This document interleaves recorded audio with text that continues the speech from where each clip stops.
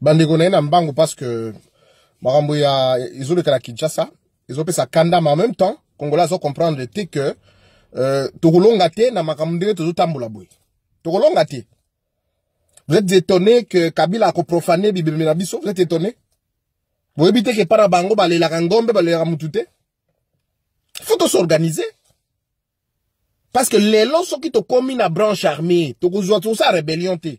Tout ça rébellion te parce qu'il a verrouillé ba capitale nyonso ba pays voisin, il a des alliances avec après si bango biloko nyonso baza ko zoa, il a tout vendu et donc il va s'imposer par la force et il se maintient par la force. Pas il va s'imposer, il s'impose par la force. Bon mon awa dictateur a redésigné dauphin naï. Bon mon awa dictateur a redésigné dauphin naï. Mes chers compatriotes, surtout bino, bande konangai otozali awa na diaspora. Tous organisés, tous ça bande koana. Tous zakara barosi musu bako bomagali susu, il y aura beaucoup d'autres filles bako kufa le kwa bako faki bako. Il va continuer à tuer. Mais surtout tout ça moi, tout sangi c'est lutte politique, biso to ali banda, surtout biso to ali banda. Tout sangi c'est lutte politique on a moins spiritualité, organisation, confiance entre biso. Les choses vont changer de l'intérieur. Bato baza ko soutenir Kabila wana, bako tikaye na moi. Lelo ba Rwanda ba na besoin ko ya na Congo te parce que ba Congolais bango mo baza ko vandisa Kabila wana. Bango baza ko battre campagne pour naï. Mais il suffit ko beta batu wana, c'est possible ko beta bango. Batu ko beta batu wana na Kinshasa bazali. Seulement il suffit d'un peu d'organisation. Je vous donne un tout petit exemple. Na mona akulutu danga yawa Fabien Kouswanika. Asala ba vidéo naï. En une semaine, 20 000 vues. 30 000 vues. En une semaine. Mais sur le lobby, na mo yale, lobby sont tout.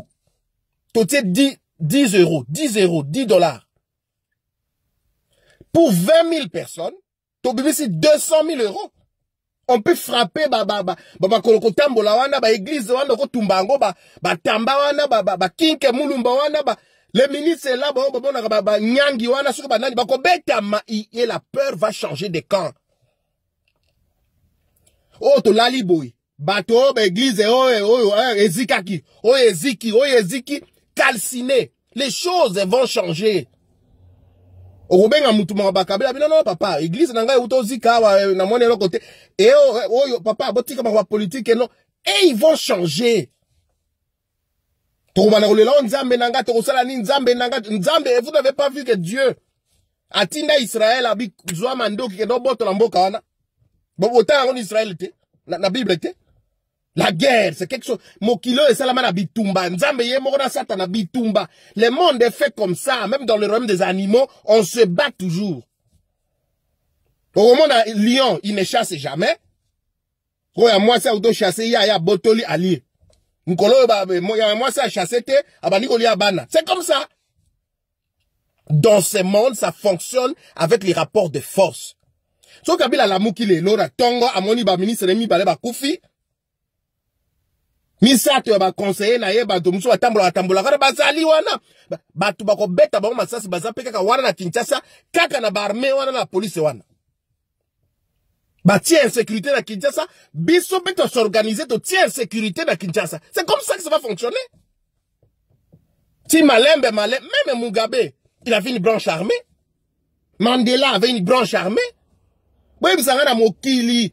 On est en train de distraire ici dans la conférence, dans la diplomatie, la Mindele. Mindele, Kabila, ils ne l'ont pas encore lâché. Ils ne l'ont pas encore lâché. Parce que le crime est Kabila à commettre. Est-ce que le président du Soudan a battu coup pénal international? Combien de crimes il a commis? Est-ce qu'il y a beaucoup de millions de gens? Kabila a commis chaque jour. Mais bon, on va tirer parce qu'il y a un bango nyonso bazo luka. Et Mundele a changé comportement mukolo biso Mundele a relâché Kabila so biso toko makasi. Mais nous ne sommes pas capables de nous organiser. C'est incroyable. Bande konangai totia 10 euros. Ndenge tozala ka en une semaine to vandi 1 heure de temps ba émission ya Kuswani ke likaka 1 heure mobimba. Ngai bena landa kango. Mais na lobité que 9 millions de Congolais, 10 millions de Congolais to libanda bo pesa mbongo. Mais to lobby 20 000 personnes au biso talakawana. To pesa 10 euros. En une semaine, nous avons 200 000 euros. Confiance et qu'on vende comme ça la comité parce que ma traite est basée belé. Au global, non, bon, on a la personne Timothée Ali Yango. Je n'en ai pas besoin. Je fonctionne à ma manière. Mais le minimum de spiritualité pour dire, mbongo na pesi yango ka lokola ndenge na kwesa mbongo. Ndoko na kota moi, ngada na ngada meli moi moko café, je bois ou je vais en restaurant na bimisi 100 euros na lié na bandeko, tout ça, ndé na pesa ma bonza na église yango ya balokuta oyo, je donne ces 10 euros pour le pays. Les gens de sa famille a aussi. Est-ce que tu ressali sa famille va tout bakoufi dans la révolution dans la marche de Kinshasa? On ne saura pas le faire. Mais si nous commençons à frapper tu as Kabila mort comme non mais ça si Azu a Koufi à Kinshasa c'est possible. Condition de sécurité zate na Kinshasa wana. Ba Rwanda ba otambola ba mort comme ba mi belé te bato wa la terrorisme na Kinshasa wana ezapeka bande ko na biso ba congolais.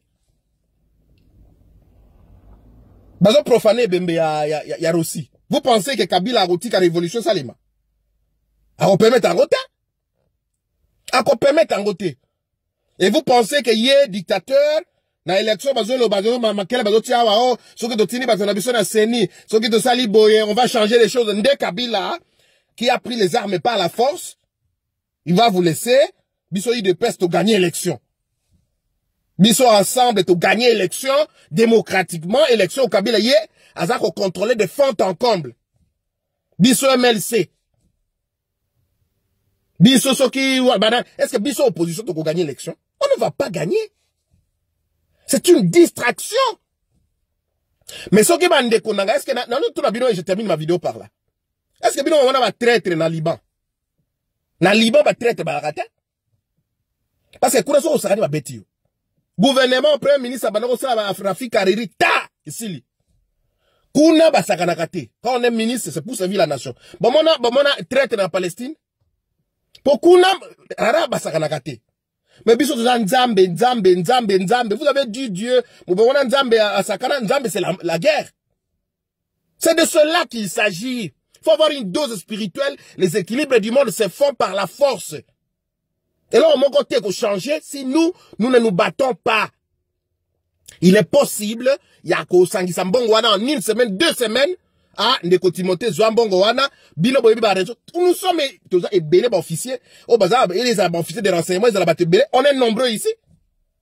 Bon, on a raté Ndeko Pascal, qui est officier d'ordonnance à Kabila. Tous les belés, on est nombreux, c'est pas important de vous dire ici des choses. Mais il faut logistique et ça là. Batoual ba aux position nini ba ko repérer ba endroit ndenge nini évacuation na bango ndenge nini secours na bango ndenge nini. C'est tout ça, il y a pas des choses qu'on doit vous dire ici, il y a des choses qu'on peut pas vous dire. Et ce qui dose ya spiritualité zalité, dose ya confiance entre biso zalité alors botika makamuka ba ko kufaka mutomtozo nzela na ye oyo appareil ko akende oyo de pesa akende oyo soki ensemble akende o dynamique ba kende. Nous devons nous reprocher parce que nous sommes tout simplement idiots. Tu veux s'organiser voilà, vidéo dans Siliwana mutarulinga kabola. Na koya prochainement, je vais ouvrir un compte.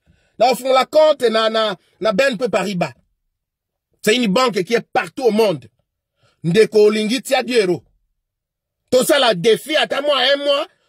Attends un mois. Toko kisa moi niveau tout ça attends moi 200 000 euros. Beaucoup yoka sango. Là je risque na makambo na bisabino. Vous ne savez pas combien d'appels nous avons dans le bas. Parce qu'en réalité, on pesé en Belgique, babino, mais mutuana, zakuna, tout ça, on pesé asile, kuna po, badosa, biso makambo, mbila ro kite la ngai, kuboto yo mikanda, les navires, bazong sur un boka kanambe, asili si na ngai, j'ai des enfants qui n'ont pas encore 10 ans. Voilà. Mais tous on risque parce que oui, on assume. Ngas on a continué, bazong si na kisa bakati mutu, bon continuer bitumba. C'est de cela qu'il s'agit. Mais minimum il y a confiance entre biso, minimum il y a spiritualité là. Jusqu'où on va continuer à pleurer, à assister à un spectacle là, comment fou Kamela Kabila. Comment ramper pour la Kabila, on vous dit pour la Kabila même ceux qui te ramper, te fou Kama. On commence à l'adorer comme Dieu, même à l'époque de Mobutu tout le monde est en côté. Même à l'époque de Bangwanda yango ya mabe oyo, tout le monde est en côté, bato fou Kama niveau en côté. Kabila bali bato wana nyoso tout. C'est-à-dire que là, la bango, sérieusement, boy. mibali wana nyonso za ba etumba ba soda wana bato wana nyonso azola la bango ba olenga koja azola batibala. Bon, ndeko a kolinga kabola totala prochainement je vous amène un compte de Fungula pour total niveau à congolais. Moi je vais rendre compte kaka tout ça à comité mon côté. Confiance des athées alors pour tout petit projet en quoi. Mais s'il y a un minimum de confiance, tu vas nous musala. Merci, au revoir.